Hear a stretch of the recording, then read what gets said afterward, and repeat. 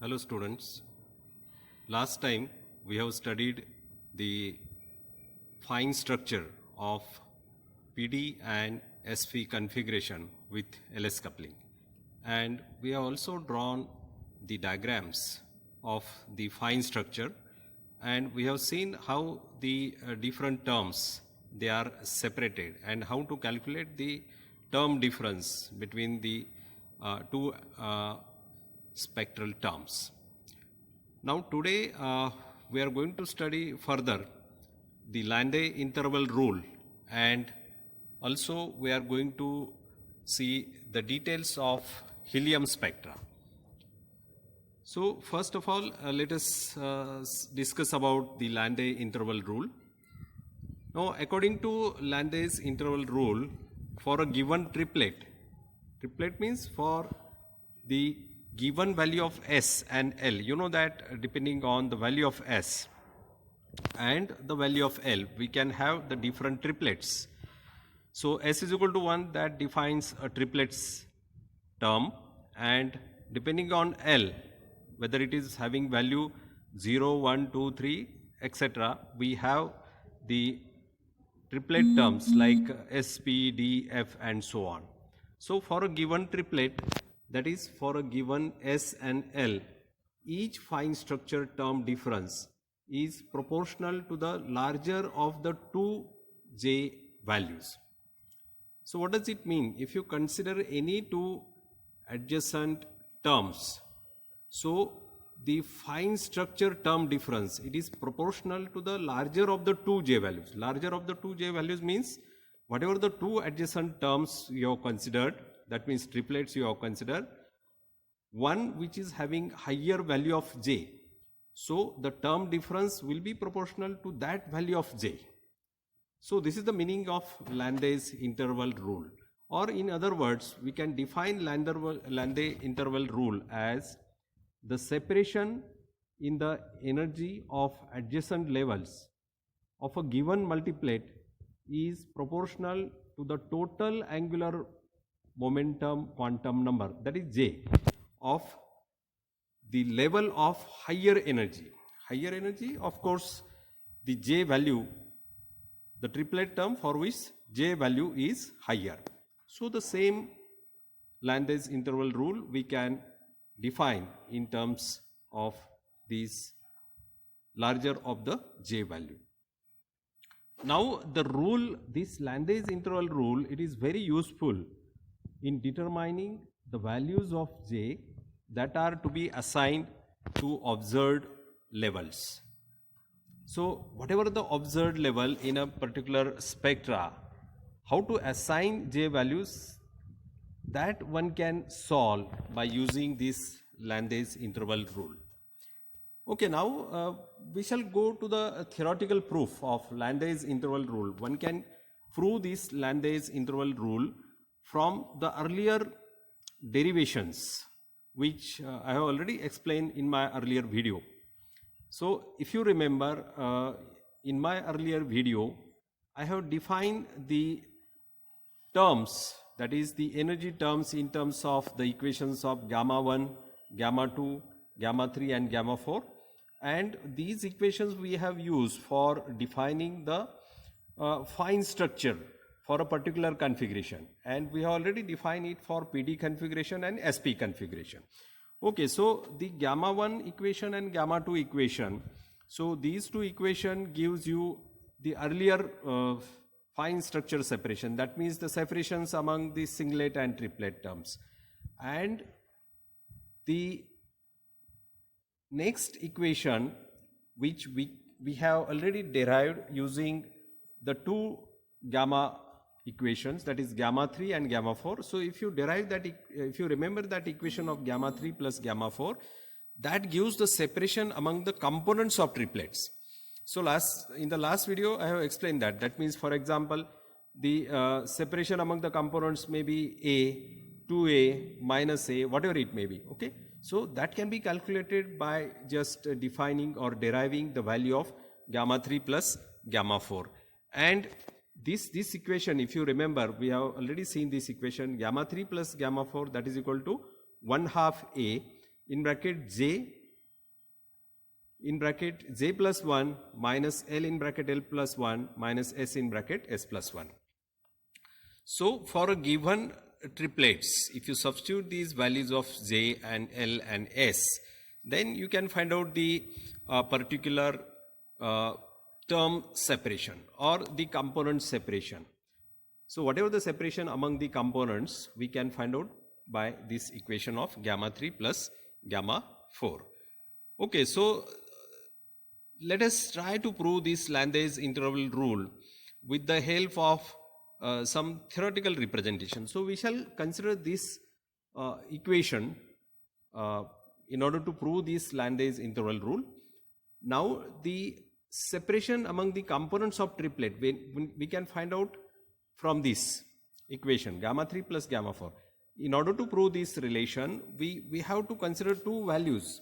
Okay, so the adjacent values, for example, adjacent terms. For one term, we shall assume that the value is j, and for other term, the value of j is suppose j plus 1. Okay, so j and j plus 1, let these are the adjacent term in the given triplet. Okay, these are the adjacent terms in the given triplet. So according to this Landé's interval rule, the separation among these two triplets, that will be proportional to higher of the two j values. Okay, so the two j values are j and j plus 1. So the separation must be proportional to the j plus 1 value. So we can use this equation. Once we shall calculate gamma 3 plus gamma 4 for j plus 1, then we shall calculate it for j, and we shall take the difference between these two, that must be proportional to j plus 1. So in that way we can prove the Landé's interval rule. So if you take the difference by substituting once j is equal to j plus 1 and second time j as it is in this relation, and if you take the difference of these two equations, you will get the difference between these two, and that should be proportional to higher of the two j values, that is it should be proportional to j plus 1. So let us write the equation. So the term difference, suppose that is minus delta gamma, that is equal to 1/2 a. Okay, so first we shall substitute j is equal to j plus 1. So in this equation, if you substitute j is equal to j plus 1, it will become like this. So first, instead of j, that is j plus 1, and instead of j plus 1, again j plus 1 plus 1, that means it is j plus 2. Okay, so the two terms, remaining two terms are as it is. So minus L in bracket L plus 1 minus S in bracket S plus 1 minus, now for the second value of the adjacent triplet, we assume that it is having value j. So the first one, higher of the two, we have assumed j value to be j plus 1. For the lower, we have assumed it is j. So if you substitute j here, that means the equation will be as it is. So minus 1/2 a in bracket j in bracket j plus 1 minus L in bracket L plus 1 minus S in bracket S plus 1. So if you take the difference between these two, that difference should be proportional to higher of the two j values according to Landé's interval rule. So higher of the two j values is j plus 1. So this difference must be proportional to j plus 1, and that we can prove easily here by just solving this particular difference. Let us see how this is possible. So if you solve this equation, so 1/2 a in first bracket, so the earlier two terms, this term and this term, so in the subtraction that will get cancelled. Okay, so the same common factor here also, so these two terms and these two terms, they will cancel each other. So what is remaining? This first term and this first term in the second bracket. So we can have this term difference delta gamma, that is equal to 1/2 a in bracket j plus 1 into j plus 2 minus j in bracket j plus 1. So if you solve this, again j plus 1, that will be common in bracket j plus 2 minus j plus 2 minus j, that means 2, and 2 into half, that will get cancelled. So a in bracket j plus 1. So delta gamma, that will be equal to a in bracket j plus 1. Okay, so what does it indicate? The term difference that is directly proportional to larger of the two j values. We have considered two j values for the adjacent triplet, one having value j and other having value j plus 1. So the term difference is directly proportional to j plus 1, which is larger of the two. So this is the theoretical proof of this what we call the Landé's interval rule. So in this way we can prove the Landé's interval rule theoretically. Okay, so this term interval is proportional to larger of the two j values. So Landé's interval rule, one more importance is it determines the separation of fine structure line in LS coupling. So in LS coupling we can use this Landé interval rule for determining the separation of fine structure lines. Now for PD configuration, let us try to see some of the terms for PD configuration. If you remember, for PD configuration, the triplet terms, 9 triplet terms we have already defined earlier in some examples while drawing the vector diagrams for PD configuration or while studying the fine structure of PD configuration. We have seen all these 9 terms.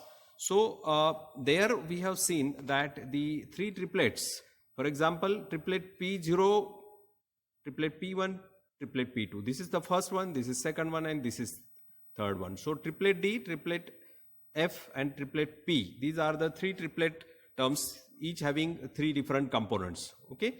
For example, here triplet F2, triplet F3, and triplet F4. Here triplet D1, triplet D2, and triplet D3. So these are the 9 components. Now, if you see the adjacent terms here, the last 2 terms. So what is the ratio? Here 2:1 j values, 3:2, and 3:4. You can see here. Okay. So 1:2, 2:3, and 3:4. So this is the ratio in these particular terms. If you see the adjacent ratio. So for this PD configuration, if you see the adjacent terms here, the last 2 terms, the ratio is 1:2, 2:3, and 3:4. Okay, now the numerical ratio conclude that the term difference is proportional to larger of the 2j values. The term difference is proportional to larger of the 2j values. And the graphical representation of Landé's interval rule is also possible. Now let us see one such example where we are going to study how one can represent graphically this Landé's interval rule, and for that we shall consider one example, that is triplet D term. Okay, triplet D term. So that is one of the component in PD configuration. So we have 3 components of these triplet terms: triplet D3, triplet D2, and triplet D1. These are the terms. Okay, so graphically you can represent here this. This is the S vector and this is the L vector, and the separation among these components, adjacent components. You can see this triplet D3 and triplet D2. What is the separation? That is 3a. The separation is 3a. So 3a, what is the value of j for triplet D3? The j value is 3. You can see here triplet D3 means j is equal to 3.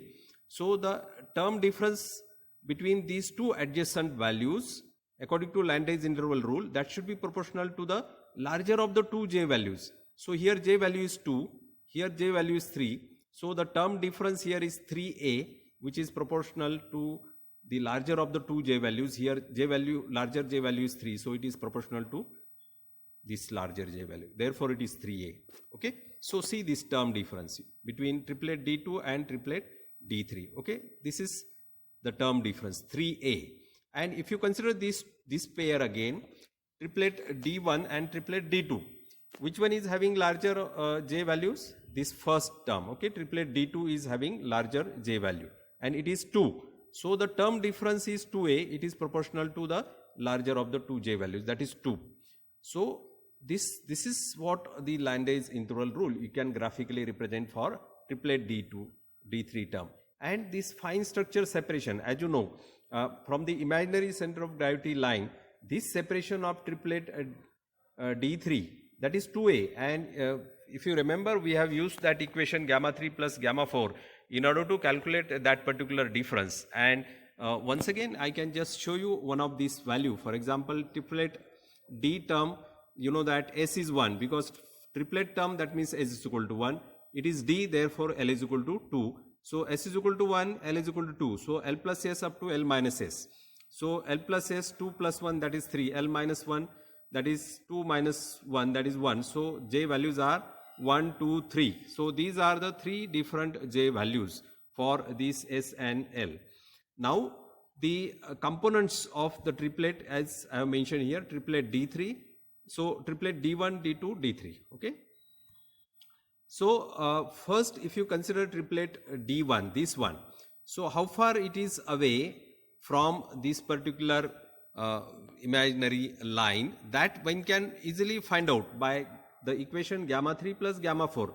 For triplet D1, you can see 1 means J value. So J is 1 in this equation. In order to find out gamma 3 plus gamma 4, you know that you have to substitute J, L and S. Okay, so what is the J value? It is 1. What is the S value? Since triplet term, S value is 1, and since it is D term, the L value is 2. So if you substitute these values in this particular equation, what will be that? 1 half A. So J value is 1. 1 in bracket 1 plus 1 minus L is equal to 2. That means 2 in bracket 2 plus 1, and S is 1. So minus 1 in bracket 1 plus 1. So if you solve this, that gamma 3 plus gamma 4, that is minus 3A. That is equal to minus 3A. And you can see here this difference from this line, it is minus 3A. So that is this triplet term, triplet D1, that is minus 3A. Similarly, if you calculate for triplet D2 term, if you substitute for triplet D2, what is difference here? Only J value will be different, because triplet D2 term, J is equal to 2. So this term will become 2 in bracket 2 plus 1. That is 2 plus 1 is 3. 3 into 2, 6. So only thing, this first term will change. So 6 minus 2, that will be minus A. So therefore this is minus A. And similarly, if you calculate this, this will be 2A. By the same way, for triplet D3, if you calculate this separation according to the same formula, it will be 2A. So if you see this 2A and this minus A, okay. So overall difference from this triplet D2 term, that is 3A, okay. And if you see this particular difference, this is at minus A and this is at minus 3A, so total difference is 2A. Therefore, the Landes integral rule you can apply here for the adjacent terms, triplet D3 and triplet D2. The two J values are 2 here and 3 here. So the term difference is directly proportional to larger of the two J values. Larger J value is 3, therefore it is proportional to 3. That means 3A, and here 2A, because larger J value is 2. So that is how one can graphically apply the Landes integral rule. And this is one example of triplet D term. You can apply to any other triplet term, triplet F or triplet P also. Okay, now the last topic in this particular third chapter that we are going to study now, and we are going to take a brief review of helium spectra. Now you know that in this particular chapter, all the discussion so far we have made, it is related to 2 valence electron system. Now helium, you know that it is having atomic number 2, and its simple electronic configuration is 1s2. Okay, so both the electron are in 1s orbital. Both the electrons are in 1s orbital.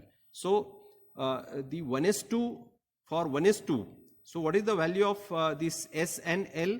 So both the electrons in the same orbital, so they are paired electron, so they are having opposite spin, so S value must be 0. S value is 0, and since it is S orbital, L value is also 0. So S and L are 0, therefore J value is 0.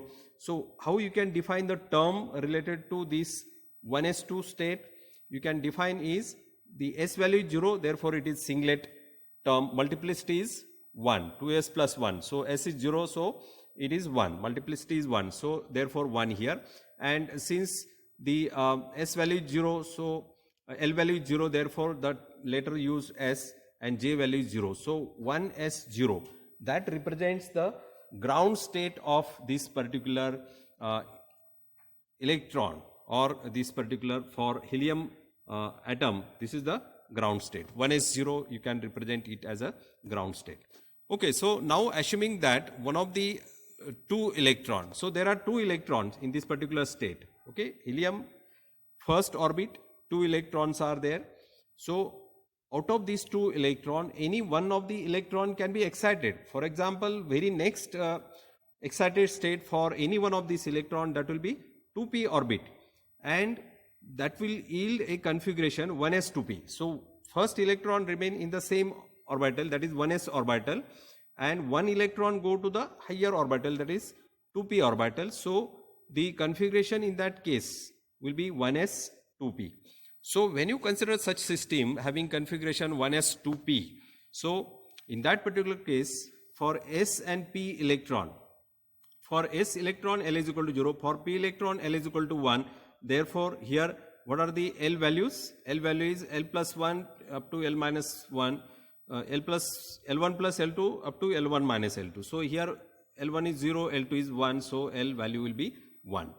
Okay, so now the spin are either parallel, because now the orbitals are different. Okay, initially both the electrons are in the same orbital, therefore the spins are opposite, therefore s is equal to 0. But here one orbital is 1s and other is 1p, therefore the spins may be different, therefore they may be in the same spin, that means parallel spin, or they may be in opposite spin, that means anti-parallel.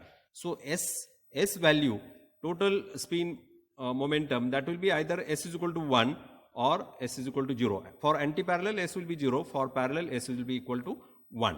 So for, if you consider now s is equal to 0 and L is equal to 1, because 0 and 1, therefore L is equal to 1. So s is equal to 0, L is equal to 1, J will have only one value, that is J is equal to 1. And what is the multiplicity? For s is equal to 0, it will be 1. So how you can define this term? So that will be J is 1, therefore 1, and L is equal to 1, therefore P term, and since it is multiplicity is 1, therefore it is singlet term, so singlet P1.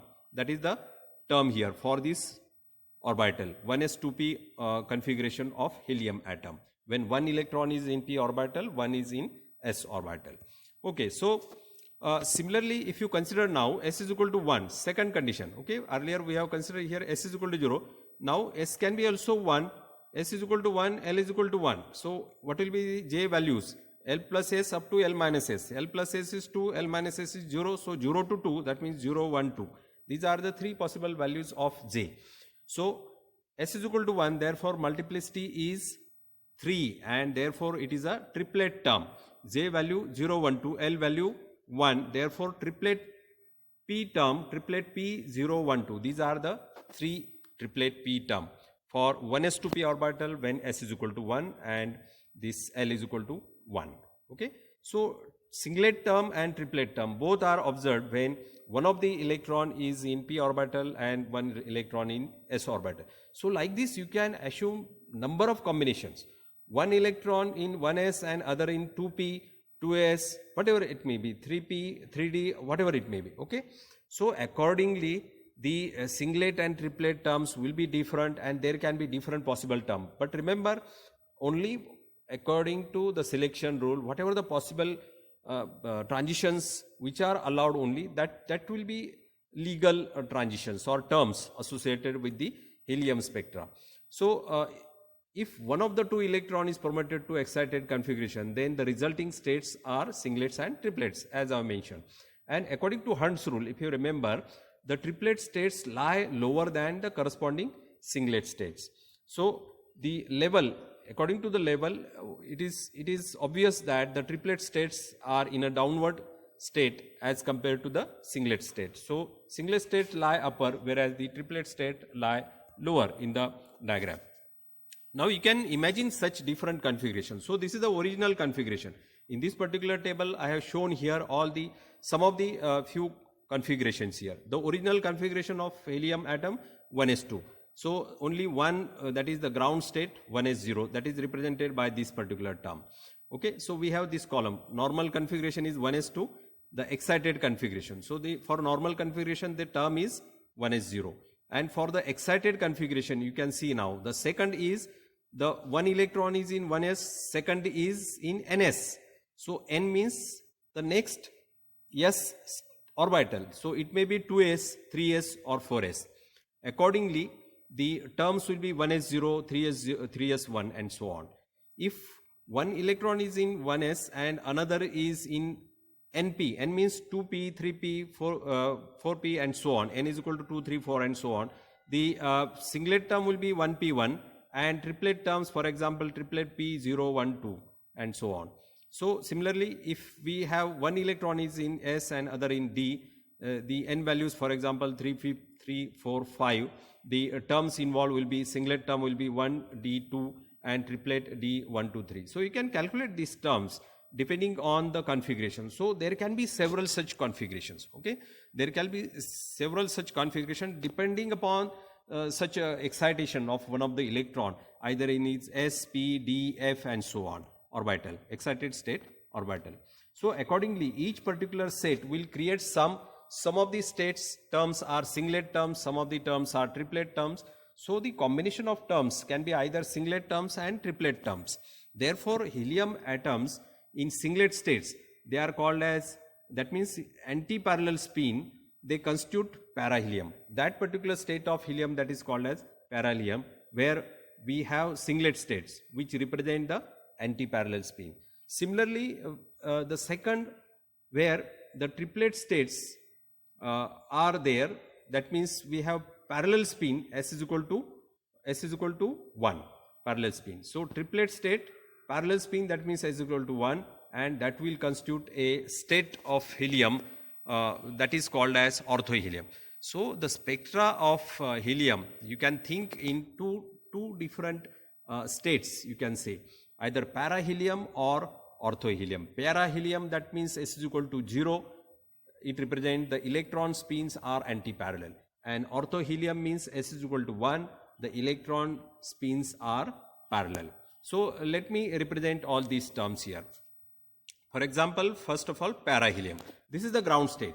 You can see here 1s0. Okay. So this is the first configuration I have mentioned. One electron is in 1s and only one of the electron goes in the 2s. So 1s, 2s. Suppose one electron is in 1s and another is in 2p. So 1s, 2p.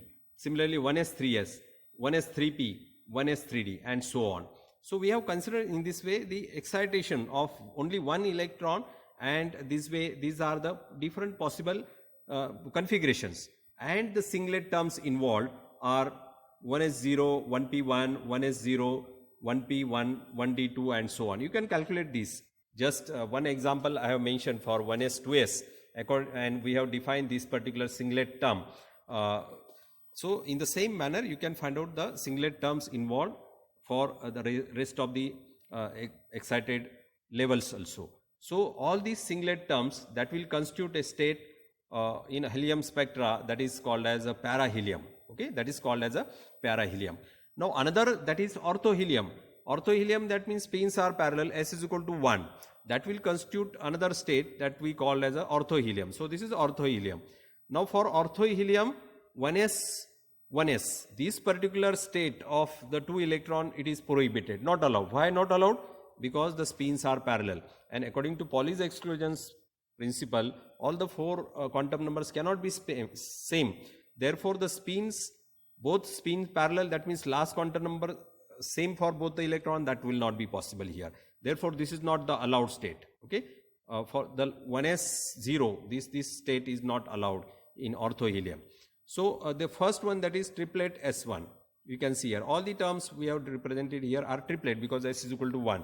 The spins are parallel. So triplet S1, and you can see here the triplet terms, they lie lower as compared to the corresponding singlet terms. Okay. So the first singlet term and first triplet term, this is slightly lower than that. If you consider level wise, I have shown slightly lower this. Similarly, this is slightly lower, this is slightly lower and so on. So triplet S1, triplet P2, so these are P terms, triplet P0, P1, P2. So we have seen this for one of these this excited state here, and how to calculate this. So like this you can find out the other triplet terms in orthohelium also. Okay, now the terms that cannot go. Now one of the important characteristics of helium spectra I just want to mention here, and that is the a particular state which is known as metastable state. So what is actually a metastable state? So theoretically we can define it as the terms that cannot go to a lower state with the emission of radiation, and correspondingly cannot be reached from a lower state by absorption. These kind of states, they are called as a metastable state. So two states I can mention here. These are the metastable state. That is 2 that actually indicates the quantum number, okay, principal quantum number. So principal quantum number 2, that means the second level, singlet level. So 2 singlet S and 2 triplet S. These are the metastable state. So if you come here in the earlier diagram, I can show you here. This is 2 singlet S, okay, and this is the 2 triplet S, okay. So these particular states, these are the metastable state. You can consider here these are the metastable states. 2 singlet S and 2 triplet S, these are called as a metastable state. So why these are metastable states? So because here I have mentioned the electron cannot go here in the lowest state. Why? Because here both the electrons cannot have the same spin here. So therefore it is a metastable state. And why this cannot go here?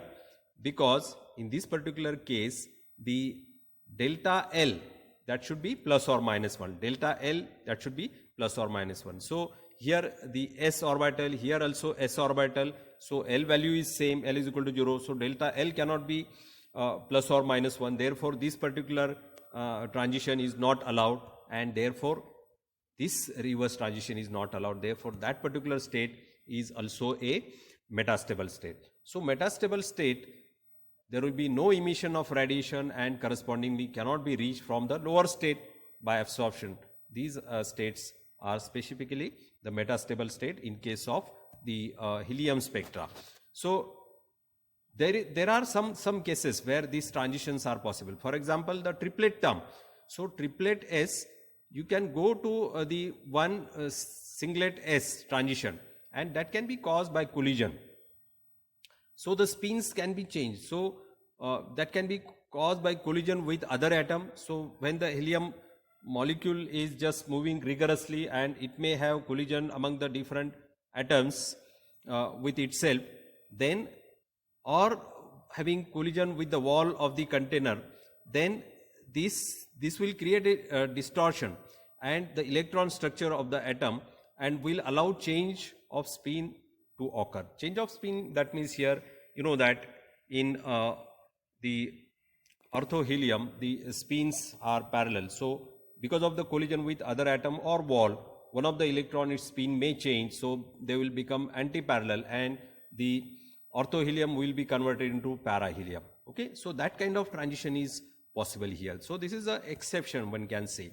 So one more thing for helium spectra, the transition from one energy state to another is governed by the selection rule, as I have mentioned. So delta L should be plus or minus 1, delta S should be 0, and delta J should be plus or minus 1 or 0. So these allowed transition between different energy levels gives rise to large number of lines, because there are different possible configuration, and for different possible configuration, whatever the allowed transition, they will produce different such lines, and that can be put into two distinct system of lines. Okay, just I have explained a system of closely spaced triplets and a system of singlets. So a system of singlets, as I have mentioned, this is called as a parahelium, and the system of triplets, that is called as a orthohelium. So in the emission spectrum of helium atom, lines of singlets and triplets system may be grouped into 4 series, as we have studied in case of hydrogen spectra, the different series. For example, the principal series, then the sharp series, diffuse series, and fundamental series.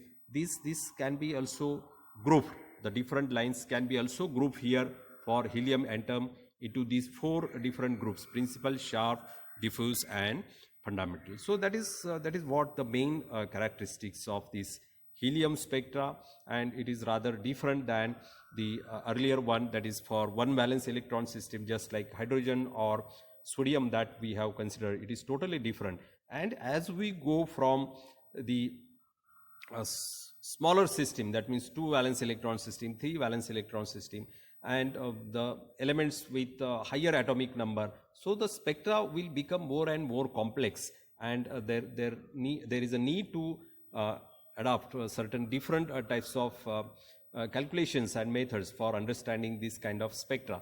Anyway, these are some simple examples you have studied, which are included as a part of your curriculum, the single valence electron system and the two valence.